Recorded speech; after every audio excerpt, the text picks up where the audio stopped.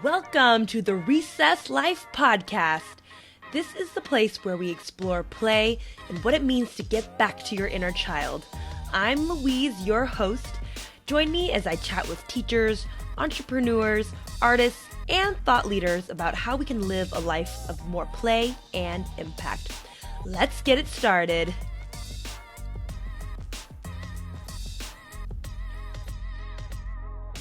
Hello, for the second time this week.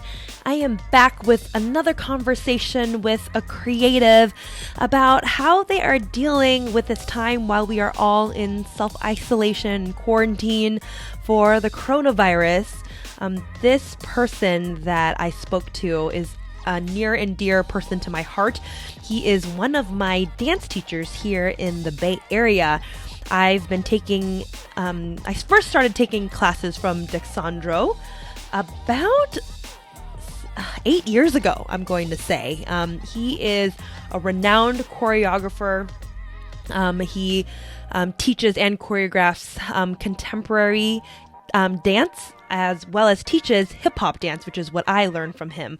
And I've gotten to be really close with him over the years, and I just think the world of him. And as you can imagine, this crisis has really impacted him as an artist. As a choreographer, you depend on people coming together to either learn from you or to watch and engage in your performances. So with this whole crisis, he has a really unique perspective as an artist. We talked about the reality for what dance companies and arts organizations are facing right now, and how this has caused him to pivot how he teaches. He is teaching online now. What does that look like as a teacher that is so used to being in the same room with his students? And this time has really also given him a perspective and affirming of what he loves to do and his purpose in life, which is to be a choreographer and to create art. So I really love this conversation. There are definitely some challenging things that we talk about in regards to the reality of what's happening for arts organizations. And I think it's good for us to all be aware of that this crisis is really affecting so many organizations, companies, people in different ways, and but the arts might be one that we're not thinking about during this time. So I hope you enjoy this conversation. Whatever you are doing, I hope you are staying healthy and taking good care of yourself. Creativity might not be on your mind right now, and if all you can do at any time today is just listen to this podcast episode, you've done a good job. You are doing your best. I know for me, I'm really up and down with my productivity and creativity. My personality specifically, I need to keep busy in order to not go to a place where I don't like to. I'm a 7 on the Enneagram, if anyone knows the Enneagram personality test, and we sort of do things to avoid bad feelings. And for better or worse, that's sometimes how we're motivated, and that's how we move through the world sometimes. So not saying it's better or worse than anyone, but it's just how I cope with things. But that doesn't have to be the way you cope with this whole crisis. If you just need to take time for yourself and take a bath, or do some self-care many times during the day, that's okay, and that's great. And just do what's best for yourself. I hope that you will just take the time to do what's best for you in this time. And I will see you back next week for a new conversation with another creative. Enjoy this conversation with Dexandro Montalvo. I have my dear friend, my longtime teacher, Dexandro Montalvo. This week and next week, I am doing conversations with creative people about how they're getting through this time. This is an unprecedented time for all of us, and I think in particular for creatives, it's a really interesting and challenging time right now. So before this whole crisis hit, can you share with everyone that's listening what your life was like, what you were doing for work, and what your day-to-day was like as a choreographer and artist here in San Francisco? Sure. So my name is Dexandro Montalvo. Just going to do a quick a little bit about who I am, the Cliff Note version. Right now, this semester, I was teaching at San Francisco Ballet. I was teaching at ODC. I'm assistant director of the teen program at ODC as well. I teach at Lions Ballet. I also teach for, oh, this is good, Dance Mission on the weekends. I teach hip hop there. And then I'm also a teacher at University of San Francisco. And I was setting a piece on Dominican University this semester. So I was doing a lot Yeah. leading Yeah. up to this. Just a few things. Yeah. And I should mention that you are formerly the artistic director of Dance Theater SF, which is a really premier dance company here in San Francisco. And you won, you're a winner of the Isadora Duncan Award for one of your pieces, which is a super prestigious dance award here in the Bay Area. So you have a lot of clout, and you are as, you know, amazing as they come in terms of dancers and choreographers, dance artists here in the Bay Area. Are you able to share the moment that if there was a moment that you realized things would be different in the dance and artistic community when coronavirus hit? Was there a moment where you realized that, or was it a series of moments perhaps? I think it became a lot more real once we started having meetings about schools being closed, and you know, I think just real disruption of like classes ending when they started shutting down San Francisco, and they started saying you can't have gatherings of more than 50 people, and shows just started ending. We were like, okay, so theaters are starting to shut down productions, and then eventually turned into classrooms, and then eventually it was like, nope, you're not leaving home unless you absolutely need to. I think the progression of that was an interesting one. And I think specifically for the dance world, especially those dance teachers that are in the same business as I am, I think they were affected in the way that I think most other service industry people have been. People in education, people in service industry, and also like nonprofits, I think have just been hit so hard by this that when it hit hard and swift, and it was quick. And just contracting work was suddenly something that was up in the air, and something where you had no protections with. The shock of it sort of hit quickly, and then all of a sudden we were home for a while. So yeah, I wish I had a better recollection of everything. It just hit super quick, and I think everybody was trying to deal with it the way that they were dealing with it. Yeah, it happened so fast that it felt like one day everything was normal, and then all of a sudden everything was shut down, right? Yeah. So there was overnight. Literally overnight. So there's just no time to process. And yeah, you mentioned just now that this affects dancers in a very specific way. And if you're able to speak to that, how do dancers make a living, and how is it that they are affected by this? I think something that's really just the nature of how dance companies run is that a lot of their shows are either in the spring or in the fall. And usually a lot of fundraising goes into producing a show. And then afterwards, you rely on your ticket sales from all of that to sort of help balance the costs and the what it is that you plan on getting back at the end of the season. And a lot of those funds go to paying not just the dancers, but it pays the costumers, it pays the videographers, it pays, you know, everyone that has to be involved, the box office, the theater, like so many people involved in that one ecosystem. So to talk about dancers is kind of, I'm going to kind of maybe talk a little bit more in the perspective of dance companies, because it kind of trickles down a little bit. But sure. For the companies that I know I work for, I know that so many of them had to cancel so many productions at ODC. ODC is like an organization that has a professional company, professional school, and a theater. And the school and the theater were affected so much earlier. And then, like, I know San Francisco Ballet, another place that I work, they had to shut down a Midsummer Night's Dream. And just ticket sales on that alone was completely devastating to the organization. And unfortunately, like, that's how we get most of our revenue.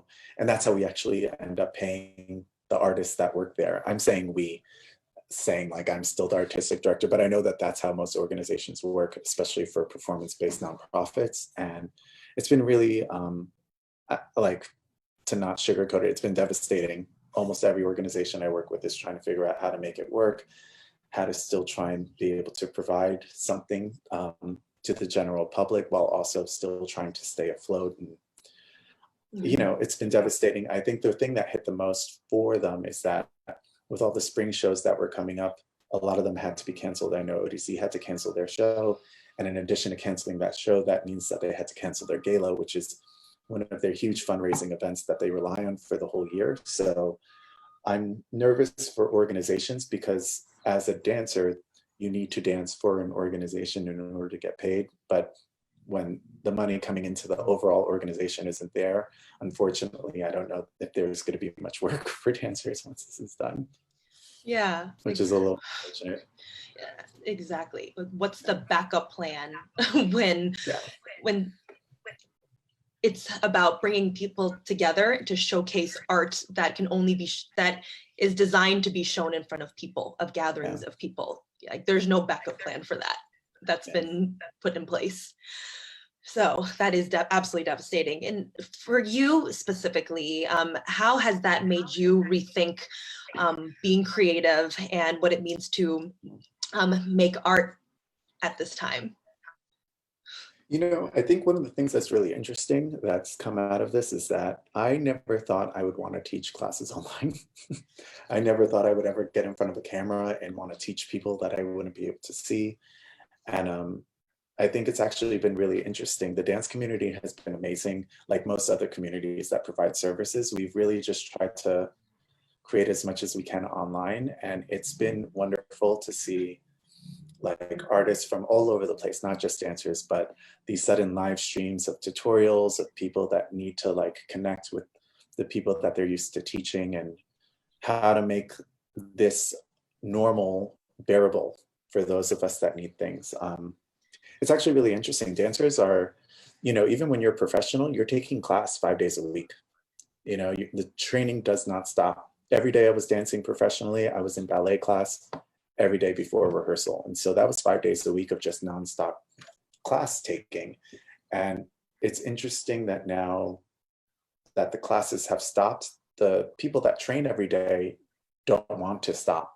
And so it's actually important that we keep moving at home because it's built into the structure of who we are as people. Like you don't become a dancer overnight. It's something that you're working on every single day. And I think that's one of the most devastating things for the community is just that we're not something that stays stagnant. It's something that you're constantly growing on. You're constantly working on your body. You're constantly trying to get better. And even when you're at a professional level, there's always something to work on.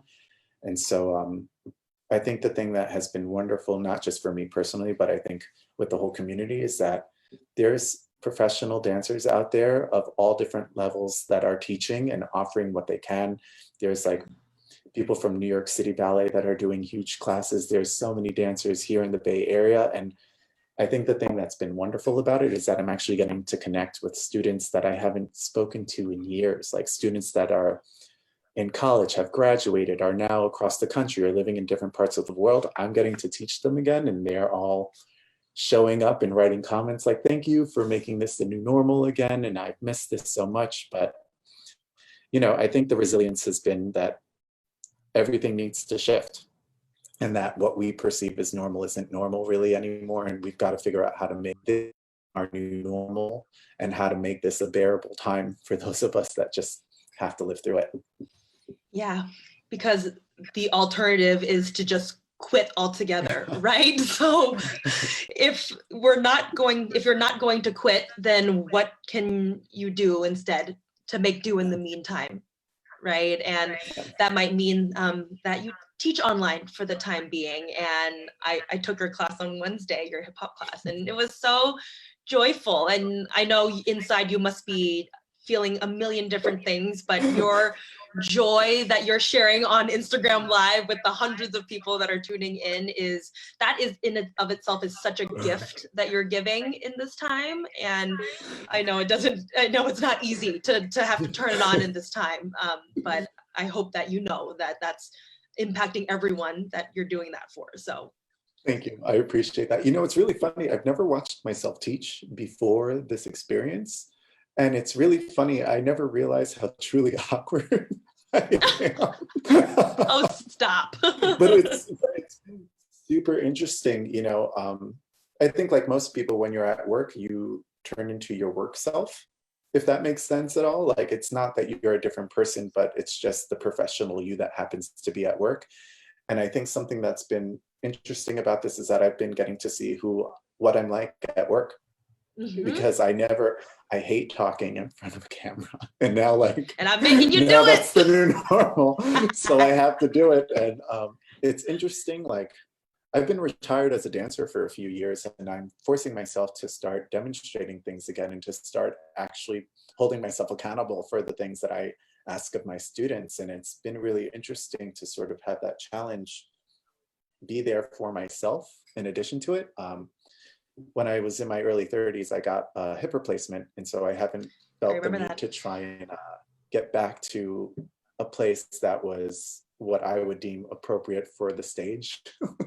But now I think just by forcing myself to be in front of people and be on a camera and like see myself, I'm like, all right, Dave, you can try and reach a better plie there. Oh, you can go that little extra oomph to try and make that happen. And I think that that's just personal growth that I've been having for myself. But it's been great to see the reaction to teaching classes. Like, I'm getting messages from students from years ago that are like, I haven't taken a class in years, and this is the best thing that's happened. It makes me feel like I'm feeling a sense of home, or I'm feeling like home isn't as much of a jail as it felt like. And I feel for them because I'm feeling the same thing. So I'm just happy that I can make people feel a little bit better.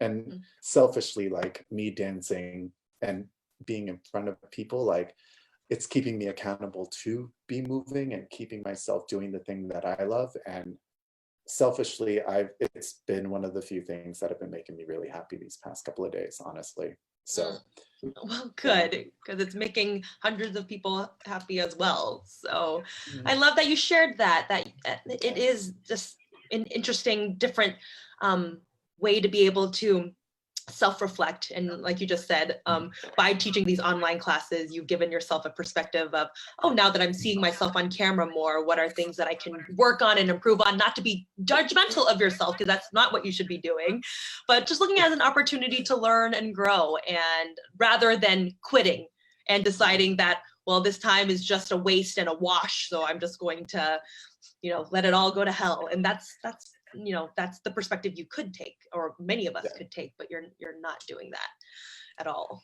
So yeah. I have my moments. I think everybody's having their moments now too, where it's just like, oop, I'm having a moment where I'm kind of a sad zombie.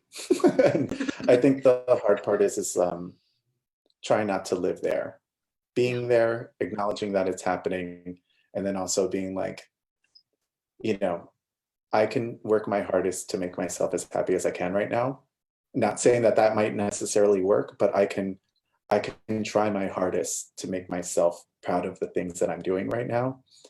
And I think that's another reason why I'm trying to teach as much as I can. I made sure that I wouldn't charge any, like, there's certain services where people are doing donations or they're asking for money for a class. And I just made sure that every class I'm going to teach is going to be free. Do this. All of my friends who work in the arts, I know for a fact they're not making money. I know because they're in the same boat as me. Yeah. We don't have work right now. And so I think the people that need class the most are the ones that aren't going to be able to be paid for it. And I think that the thing that I can do the best for the people that I love and the people that I care about is try and keep teaching 5 days a week like I was doing before this. And if you want to spend that time with me and hopefully I can make your day a little bit better, then that's what I want to do. But that's what I feel like I can contribute right now. And that's what I feel like can make me feel the best about myself. Selfishly, like, I don't even care. Like, I just need to feel good about myself at the end of the day right now, just because some days I'm not feeling too good. And I think that that's the best approach for me. Not saying that that's the best approach for everybody, but personally, that I know that's what I need right now, to just be like, okay, I'm making other people's experience a little bit better. Yeah. I can sleep better knowing that. Yeah. And I think that's something we can all take away in this time. If we are going through a challenging time, which a lot of people are, is how can I share of myself in a way that makes me feel good and can contribute to others, right? And sitting and having a pity party for yourself only feels so good, right? It's not constructive, right? Yeah. I mean, sometimes they're needed. Sometimes you got to let it out. I think that's, if it's, if you have a really good day, it's important to tell your friends about your amazing day. But if you're having a bad one, sometimes you got to let that out just in the way you would be excited to tell people about something good. It is important, but it's important not to live there. Yeah, right. I think. Yeah, agreed. How do you think this whole experience is going to change performance art, the world that you live in, with dance companies? If you had a prediction or if you had a thought around how this is going to shift things, micro level, macro level? I think I'm going to start with what I think I'm scared of. Honestly, I think that a couple of days ago, Lucanti closed its doors, which is a huge dance center based in Chicago. It's home to Hubbard Street, and that was a huge, huge, devastating hit to me personally, but also just the dance community. I think that one of my old dancers, Catlin, he teaches there, and I immediately called him up. I hope he's okay with me saying his name. And I was like, "Are you okay? I'm so sorry. Like, do you need help? Do you need to talk? Do you need this?" And, one of the things I think we spoke about was, he was like, "Nothing's going to be the same after this. Nothing." And I think a lot of arts organizations are feeling that right now. I feel like a lot of organizations are feeling that. But I think arts organizations in particular, I think they're, nonprofits are a hard thing to keep afloat as it is. And I think this hit is going to be changing a lot. And personally, I just hope that the organizations, not just the ones I work for, but I hope everybody's resilient. I hope they can work their hardest to make sure that things are happening. And I hope that people that can support do. But I do expect there to be a change. Unfortunately, I hope that that's as minimal as possible, but that's what I'm assuming is going to happen. But on a micro level, I think the one thing that I think everybody's been tuning into is that entertainment and the arts and everything is such an important part of our community. And I think that those are the people that are coming out to sort of help us get through this in a way that I think is absolutely necessary. And I think that the people that have, not just artists, but I think people that are being designated with important jobs that need to go to work are not the people that we might have necessarily thought it was. It's the people that are working for us at the grocery stores. It's the people that are making sure that we're being healthy. And the people that I think are stepping up to keep entertainment alive and keeping the people at home happy are the ones that I feel like society sort of doesn't necessarily think is as important as which I consider the arts to be. I feel like arts are so incredibly important right now. And I feel like it's so important that we support each other, and the people that provide services, that we continue to support them in ways that we can, even while they're, not being able to offer you something in person, but virtually. If they're able to make you happy at home, then try to support them as best you can, because they need it. They need it. Yeah. Is there anything that you would say to anyone that maybe doesn't think that arts, that's such a harsh thing to say, but maybe someone that doesn't recognize that the arts are an important part of our culture and our society, even during this time? Anything you would share with them, or anything you would say to them? I mean, I think something that I often say is that people that usually tend to say that are always the first ones to be listening to music every day on their phone. And the people that they're listening to are usually the ones that have graduated through a program, or have had an arts teacher teach them how to play their instruments, or have had hours and hours and hours of training that they've gone to, that they've had to seek professionals to teach them. Whether you know it or not, every movie that you watch, there's animators behind it. There's people that have done everything down to perfection to make sure that what they're seeing is actual perfection. Those are people that study the arts. I've choreographed like Mini Cooper commercials, where you wouldn't necessarily think that a choreographer stepped in and choreographed every single person in those commercials, so that way everything was perfect, how the wheels were getting there, how every person looked getting there. These are the people that are actually bringing you your entertainment that you seek out every day, especially right now. So it's easy. The way I talk about art in a lot of ways is kind of like a wedding planner, right? Like if a production is done really well, it doesn't look like there was any hard work put into it at all. It seems like it's almost like a fluid, easy thing that you've seen. Like, I'm an event producer, so yeah. I know. Yep. When things are done well, it looks like everything was just easily put together. But that's a magic. Team of people. That is a team of people that come together. For everyone that loves listening to or watching like Beyonce is just one component. There's the editors that are making her sound wonderful. There's her costumers, there's her choreographers, there's the videographers making sure that she looks amazing. There's her makeup artist, there's her stylist. There's so many people involved with one singular production that these are the people that make sure that we're entertained on a regular basis. And it has so much more of a societal importance than we tend to give it. When you think of someone going to art school, you think they're just working on one thing, but like anything, one cubicle in the grand scheme of a business might not seem that important, but it is. Every single component is important to making sure that the metal works, and you have to be, I'm hoping that everybody can sort of help all sorts of people, including those that are providing services that might not necessarily be available right now. Yeah. What I'm hoping this whole crisis brings or makes us aware of is that we are all connected, and we all have been so affected by this whole crisis, and we have to recognize that we're not separate anymore, and one part helps the other part work. One kind of business helps this business work. And what you just said there about there being so many pieces to the puzzle for something to just go just right and seem like magic. So much. You've been a part of a production from every aspect, every perspective. So do you have any hopes or plans that will come out of this whole situation? Any plans that you were either working on before this that you are gonna carry through and maybe just revisit in a different lens? What are you personally thinking about?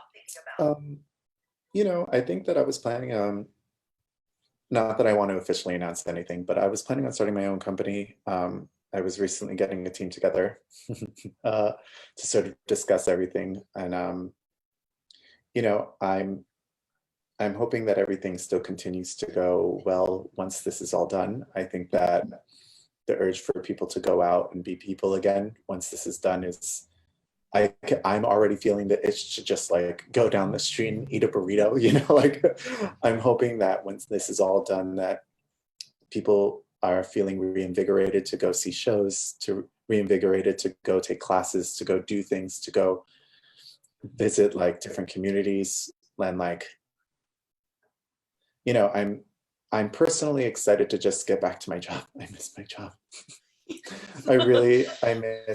I didn't, as a teacher, sometimes that you're giving, but I don't think I realize how much I take from my students, like being able to see the growth and being able to, that brings me happiness. That brings me happiness every single day, and not being around that has been honestly just devastating. In a lot of ways, no one becomes a teacher for the money. Yeah. Like I've never met anyone that said, I'm going to be a teacher and I'm going to get paid. Right. Nobody does it for the money. And it's interesting. The reason why I went down this career path was because I loved dance more than anything in the world. It was the thing that brought me the most happiness that I could ever have asked for. And when I became a teacher, I found people that loved the same thing I did just as much. And like every day I was helping people, I was helping them try and have the same career I had, because we shared the same love for the same exact thing. And that was, I forget that feeds my soul every day. And I honestly cannot wait to get back to it. It's something I'm longing for and I'm missing, honestly. Yeah. But I think this is also teaching me to not take any of that for granted. Like I cannot wait to get back to my job. I cannot wait to be around people that love the thing I love so much. Like I just found a job that makes me super happy, and I honestly can't wait to get back to it. I can't wait to start creating again. I can't wait to start choreographing shows and having people that want to be at shows come to them. You know, I miss everything. Yeah. Yeah. If anything, this has motivated me to start my dance company sooner rather than later. And I'm ready to hit the floor running as soon as this is over. I'm so ready. Yeah. I'm so ready. And I love hearing you say all of that, because what this experience has brought for a lot of people is that it has confirmed for them, for a lot of people, what is actually important to them. Yeah. When everything gets taken away from you without your choice, and then you realize, wow, I really miss this and I'm craving to be around it again. You realize that you really remember what's important to you. Yeah. And so hopefully this is not that you needed confirmation before, but just has further solidified your mission of putting your dance company together, and that you are meant to dance, you're meant to teach, you're meant to bring dance art into this world, and hopefully it's lighting that fire within you even more. I know you don't have the fuel right now that your students and your other fellow dancers fueling you right now, but I hope that in some strange way this experience is fueling you in a different way. Yeah, I will say that I think it has been, like, seeing everybody do posts and seeing what they're up to at home, and like the dance community is so resilient. Like, people are dancing. Like, they are dancing out there. They're posting videos, they're making projects at home. And like, I'm just really proud of, like, some of the most like famous dancers have just come out and started teaching free classes. And I'm so proud of them. I'm so happy that they're willing to give back, and like, that's their way of helping. You know, I'm so proud of everyone. I do long for the old school way of I do long for it though. But I'm so proud of everybody. Like, that our community is a great one. It's a small one, but I'm so proud of us. I think where everybody's working as best as they can and trying to be as supportive in the ways that they can be. Yep, absolutely. I'm proud of you for just sharing so openly with me and, you know, the people that tuned in. Yeah. I personally am so excited for you to get back out there and to fulfill this mission that you have. So I'm here for you. I love you, and I adore you, and I wish I could give you a big hug right now. And I know. we'll just have to settle for this. I know. I know. I know.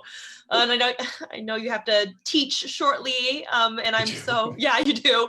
I'm so grateful that you got on with me. And, you know, if there's anything anyone can do to, you know, support the dance community more, you know, please let me know, and I will always share it as openly as I can. And yeah, any final words with that?